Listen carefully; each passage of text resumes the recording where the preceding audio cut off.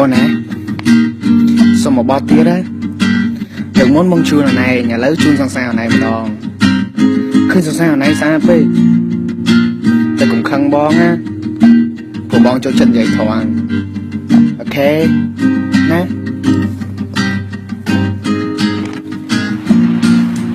ចំរៀងមុនបងច្រៀងជូនអូនចំរៀងនេះជូនទៅសងសាស្ងួនសូមកុំចាស់ស្ដាប់ពេលដែលនៅចិត្តវាប្រយ័ត្នតែវាឈឺខ្លាំងសូមមិនណែងបែកគ្នា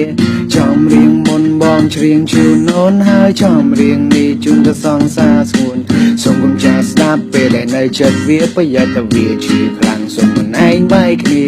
ទៅសូមមិនណែងបែកគ្នាហើយសុំមិនណែងបែកគ្នា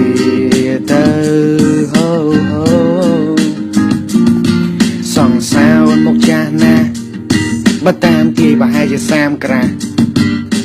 មកចាស់ណាស់មិនមែននិយាយលេងទេប្រាប់គេថា53ក៏មានតែជឿដែរ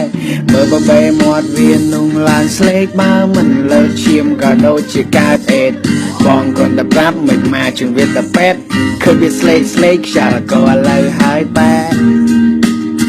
ខ្យល់ក៏ឥឡូវហើយខ្យល់ក៏ឥឡូវហើយបែសក់ក្បាលដូចLNមុខមិនញ៉ាំកម្មមិនមុតរំមិនឆែដាប់ហែមិនស្អុយរយរំទៅកើចោបើនិយាយទៅដូចជាបងអាប់ហួរតែបើច្រៀងជ្រុលជ្រួឲ្យបងសន្តោផងណាសុំតផងណា